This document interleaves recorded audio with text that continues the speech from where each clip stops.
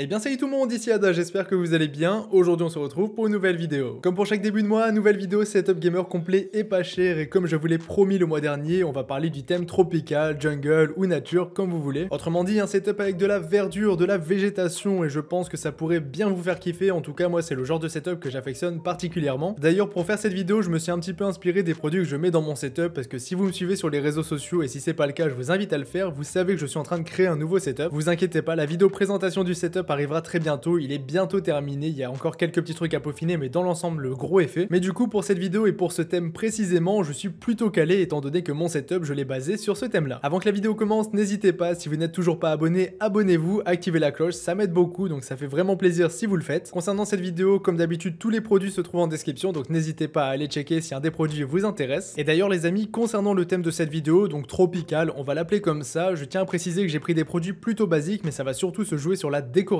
Du coup à la fin de cette vidéo, vous allez avoir une partie décoration, mais tout au long de la vidéo, je vais vous expliquer un petit peu pourquoi j'ai choisi ce genre de produit, parce qu'il y a vraiment des références particulières que j'ai tenu à mettre dans celle-ci. Je pense que j'ai tout dit pour l'introduction, donc commençons directement cette vidéo en parlant des écrans gamer. Alors au niveau des écrans, pour le coup, j'ai pris la même marque pour les deux, donc le premier écran, l'écran principal du setup, celui qui va toujours vous servir, c'est un écran de chez Acer. Plus précisément, on est sur la gamme Nitro, une gamme que je trouve vraiment très réussie, notamment grâce au design de l'écran, parce qu'il est borderless, et ça c'est très joli dans un setup. Alors concernant cette référence précisément, j'ai un ami qui le possède, qui l'a acheté et du coup j'ai pu l'essayer, du coup je peux vous dire sans aucun problème que les couleurs sont belles. En tout cas à mon goût c'est vraiment des belles couleurs qui ressortent bien, c'est pas pour rien étant donné qu'il est équipé d'une dalle IPS cet écran, c'est pas parce qu'il est IPS qu'il n'est pas réactif étant donné qu'au niveau du temps de réponse on est sur du 1 ms, d'ailleurs c'est aussi un écran 144 Hz donc pour jouer c'est au top, et sinon bien évidemment j'ai mis un écran 1080p, après si vous voulez du plus haut de gamme n'hésitez pas parce qu'il existe aussi en 1440p. Et pour en finir avec cet écran au niveau de la taille il fait 23,8 pouces donc on va l'arrondir à 24 pouces soit environ 60 cm, et concernant le prix donc là actuellement il n'y a pas de promotion sur les écrans, c'est un petit peu dommage mais c'est normal, c'est la période on va dire. Donc il est vendu sur LDLC au prix de 189 € et pour le moment je l'ai pas vu sur d'autres sites. Donc voilà pour le premier écran, franchement par rapport à son design etc je le trouve vraiment quali, peut-être un petit peu cher mais par rapport à la période comme je vous l'ai dit on peut pas forcément faire beaucoup mieux au niveau des prix. Ensuite si vous voulez un second écran et que vous avez le budget pour, n'hésitez pas, vous avez exactement le même écran en version 75 Hz qui est vendu sur le marché, donc franchement ça peut être très intéressant parce que c'est très joli de mettre les deux écrans ensemble. D'ailleurs ils sont compatibles avec des supports écrans, autrement dit on peut enlever le pied de cet écran et du coup ça rend extrêmement bien. Donc bien évidemment je vous mets toutes les références en description, que ce soit pour l'écran 144 Hz, 75 Hz et aussi pour le support. Donc voilà pour ce qui est des écrans gamer. Maintenant on enchaîne directement avec les périphériques, donc clavier, souris et casque. Alors là cette fois-ci j'ai réuni deux marques différentes, donc vous allez avoir 6 produits au total, donc 2 claviers, 2 souris et 2 casques, et vous avez le choix au niveau de la marque parce que j'en ai sélectionné deux différentes. D'habitude je prends des produits complètement différents au niveau des marques, je fais pas forcément attention, mais là je trouve que ça peut très bien s'accorder dans le setup. Alors cette fois-ci on aura du SteelSeries et aussi du Logitech, donc SteelSeries je les mets presque jamais, mais franchement ils font des produits très qualitatifs, peut-être un petit peu cher mais vraiment très quali. Alors pour commencer avec le clavier, j'ai pris entre guillemets le rentrée de gamme parce que ça reste un clavier assez onéreux tout de même. Et là je veux bien sûr parler du SteelSeries Apex 3, un clavier qui est sorti il y a pas très longtemps mais que franchement je trouve extrêmement design. C'est certainement dû à son RGB en design qui ressort extrêmement bien. Généralement SteelSeries ils savent faire du beau RGB qui sera durable dans le temps. Aussi sur ce clavier vous avez des touches de contrôle multimédia qui sont intégrées au clavier directement, donc ça c'est très pratique. D'ailleurs niveau praticité il y a un repose-poignet qui est aussi vendu avec ce clavier et ça c'est très intéressant, moi pour moi c'est aussi important. Et au passage si vous êtes maladroit on est sur un clavier qui est résistant à l'eau, donc ça pareil ça peut être très pratique pour certaines personnes. Donc ce clavier je trouve plutôt complet. Après on est sur un clavier à membrane, donc c'est un clavier quand même moins réactif que les claviers mécaniques, mais du coup il est beaucoup plus silencieux, donc si vous cherchez un clavier silencieux celui-ci c'est le top du top. Au niveau du prix là actuellement il est un petit peu cher parce qu'il est vraiment plein pot, donc 79 €, mais sachez qu'on peut assez souvent le retrouver au prix de 59 €. Donc voilà pour le premier clavier, c'est du membrane donc c'est silencieux. Après comme je vous l'ai dit, pour les gamers vous allez peut-être préférer du mécanique, donc avec le clavier Logitech que j'ai sélectionné vous allez être servi. Donc pour changer un petit peu des claviers que je présente habituellement, j'ai choisi de prendre le Logitech G413, un clavier qui a une finition en aluminium brossé et ça franchement c'est très joli, moi je trouve vraiment ça extrêmement design pour un clavier. Donc vous prenez l'aluminium brossé, vous le combinez avec le rétroéclairage rouge de ce clavier et franchement ça ressort extrêmement bien. Petit bémol avec ce clavier c'est qu'il n'a pas de repose-poignet même en option, et aussi il n'a pas de touche raccourci multimédia, donc ça c'est un petit peu dommage. Après on est quand même sur un clavier gamer mécanique, c'est pour ça que je vous l'ai mis dans cette vidéo pour avoir vraiment les deux types de claviers. Il est équipé de switches Romerger, donc des switches vraiment réactifs mais par contre qui sont bruyants, donc faites attention. Au niveau du prix il est vendu à peu près au prix habituel, donc 84 €, on l'a déjà vu moins cher mais généralement c'est son prix. Donc voilà pour les claviers gamer. Ensuite je vous en mets quand même un autre petit en description si jamais ceux que j'ai présentés étaient trop chers. Enfin ça va vraiment aller très très vite, mais au moins si vous avez pas trop de budget vous allez être content. Donc c'est le clavier OK, je l'ai déjà présenté assez souvent, qui a un RGB qui est vraiment magnifique je trouve. Ce clavier je le possède, je l'ai avec moi, je m'en suis déjà servi, j'ai pas encore fait de vidéo, mais ça devrait arriver un jour ou l'autre. Donc il a un beau RGB, il est pas cher parce qu'il est vendu à 40 €, il est mécanique, il est équipé de switch bleu, donc un petit peu bruyant, mais au moins pour ce prix-là, franchement, je trouve qu'on peut pas forcément faire beaucoup mieux. Pour aller avec tous les périphériques que j'ai pu vous présenter au niveau du tapis de souris, comme d'habitude, on va pas changer, je vous mets le tapis XL de chez OK encore une fois. Moi, je préfère prendre ceux-ci parce qu'ils sont vraiment pas chers, je l'utilise depuis vraiment un moment celui-ci, je peux vous dire que je suis toujours pas déçu, c'est pour ça que je vous le mets toujours en vidéo. Donc voilà pour ce qui est des claviers gamer. Maintenant au niveau des souris, j'en ai deux autres à vous présenter. Donc la première de chez SteelSeries avec le modèle Revolve 3, une souris qui est plutôt basique, vous le voyez par son design, mais franchement je la trouve très jolie, notamment avec la petite bande RGB sur la partie inférieure de la souris. On va aussi retrouver 6 boutons programmables sur cette souris, notamment 2 sur le côté qui sont très pratiques, que ce soit pour jouer ou alors par exemple pour faire des montages. En tout cas les boutons programmables que j'ai sur ma souris, je m'en sers comme ça. Cette souris elle peut monter jusqu'à 8500 dpi, donc personnellement je trouve que c'est suffisant. Après si vous voulez monter un petit peu plus haut, bah attendez la souris Logitech. Et d'ailleurs juste avant de présenter la souris Logitech, la souris SteelSeries est vendue au prix de 39 €, donc c'est un prix qui est pour moi plutôt correct pour une souris gamer avec un design aussi sympa. Donc maintenant les amis, j'ai une souris qui vaut uniquement 10 € de plus à vous présenter. Vous la connaissez à force parce que je la mets assez souvent, étant donné que pour moi c'est une des meilleures souris du marché. Donc vous la connaissez, je vais rapidement vous redonner les points clés. Donc elle peut monter jusque 16 000 dpi, elle a 11 boutons qui sont programmables via logiciel et ça c'est très pratique. Au niveau de l'ergonomie et de la prise en main, personnellement je la trouve vraiment parfaite. Je pense que ça sera ma prochaine souris gamer, je vous l'ai déjà dit. Enfin je la prendrai en version sans fil, mais là pour respecter le thème du pas cher de cette vidéo, on va prendre la souris avec fil. Sur cette souris vous avez des poids qui sont ajustables, vous avez aussi une mémoire intégrée qui peut s'avérer très pratique. Et d'ailleurs cette souris je trouve qu'elle se mariera très bien que ce soit avec le clavier SteelSeries ou alors même avec le Logitech. Alors au niveau du prix, je vous l'ai dit, elle vaut uniquement 10 € de plus, donc on va la retrouver à 49 € sur Amazon. C'est un prix qui est plutôt intéressant en ce moment parce que d'habitude on la retrouvera plutôt autour des 56 €. Donc voilà pour ce qui est des souris. Après bien sûr vous avez le choix, si vous préférez prendre le clavier SteelSeries avec la souris Logitech, bah, bien évidemment c'est possible. C'est juste que pour cette vidéo je me suis dit pourquoi pas accorder les marques entre le clavier et la souris. Donc maintenant les amis, on va directement parler des casques gamer. Donc j'en ai sélectionné deux avec une grosse préférence pour le Logitech et c'est d'ailleurs par celui-ci que je vais commencer. Donc ce casque c'est le Logitech G533, un casque qui pour moi est vraiment réussi parce que son design est tout simplement magnifique. Il n'y a pas de RGB, ça reste très sobre, mais moi c'est tout ce que j'aime dans un casque gamer. En dehors du beau design, on sera sur un casque qui va être confortable avec un son bien équilibré qui sera plutôt sympa si vous écoutez de la musique ou même pour parler avec vos potes sur Discord. Le seul point un petit peu négatif de ce casque c'est au niveau du microphone, donc la qualité est bonne, par contre il va être un tout petit peu trop sensible. Niveau compatibilité, c'est important de le préciser, mais il n'est pas compatible pour Xbox. Par contre bien sûr pour PC ou même pour PS4, il n'y a aucun problème. Donc maintenant les amis, le meilleur pour la fin, on est sur un casque qui sera wireless, autrement dit un casque sans fil avec environ 15 heures d'autonomie. Ça c'est un gros point positif par rapport au prix de ce casque qui est de 89 €. A noter que 89 € c'est son prix en promotion, donc n'hésitez pas si ce casque vous intéresse à l'acheter assez rapidement, sinon il va remonter environ autour des 115 €. Donc voilà pour le premier casque gamer. Moi personnellement pour ce prix là je vous conseille vraiment d'acheter celui-ci actuellement. Si jamais vous voulez rester sur la lignée du SteelSeries, je vous mets toujours le Arctis 3 qui sera environ au même prix dans la description. Ça reste un casque plutôt sympathique, je trouve qu'il est un petit peu trop cher pour son prix, mais au moins si vous voulez tous les produits de la même marque, vous l'avez et vous ne serez pas déçus. Concernant les PC gamers les amis, comme d'habitude je vous redirige sur ma vidéo config PC, celle-ci est sortie il y a 2 semaines et je traite différents budgets allant des plus petits aux plus gros. A noter que pour les plus gros budgets, les petits vous devriez être pas trop impactés, mais pour les plus gros il y a les RTX 3000 qui vont sortir en fin septembre, début octobre. Donc à partir de 1500 € environ, ça restera à voir vraiment les prix définitifs des modèles custom, mais attendez un petit peu avant d'acheter un PC. Après pour les budgets autour des 900, 800, 500, 600, normalement il n'y a pas trop d'impact au niveau des configs, ça va pas forcément beaucoup changer. Enfin bref, pour les PC je vous mets tous les liens nécessaires en description, que ce soit pour les vidéos config ou même les tutos montage, etc.,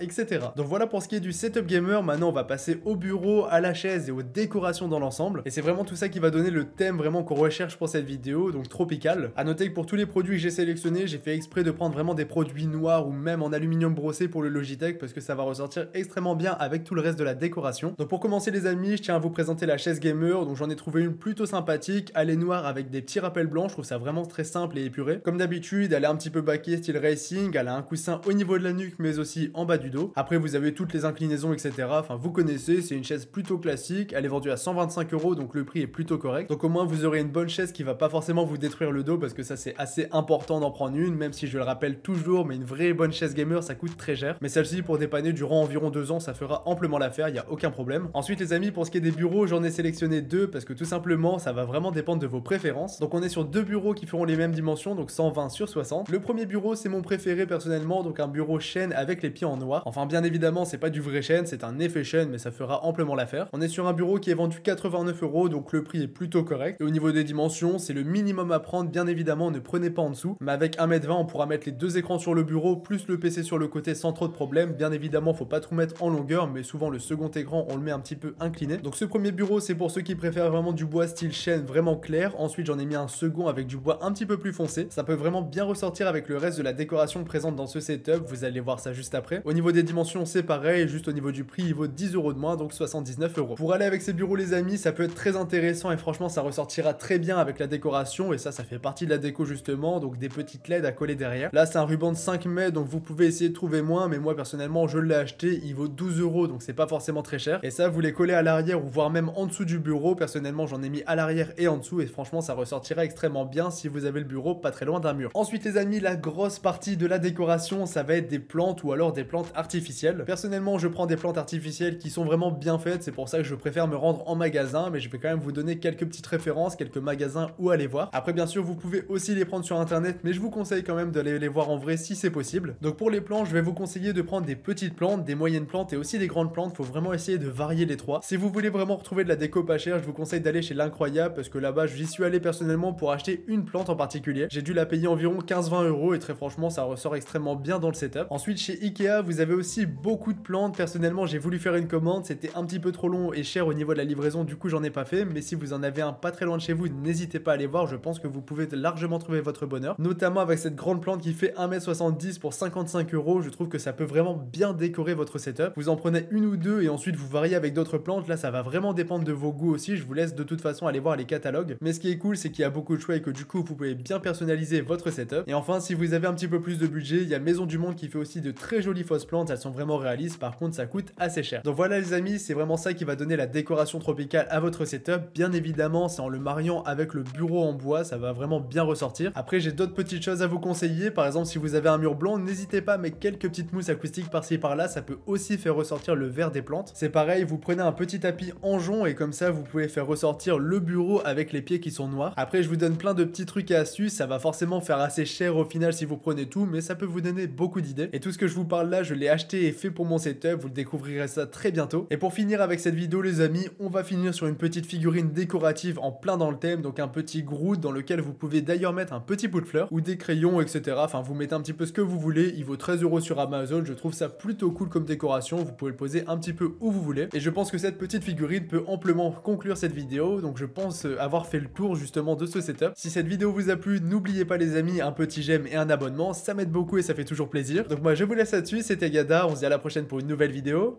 Salut tout le monde!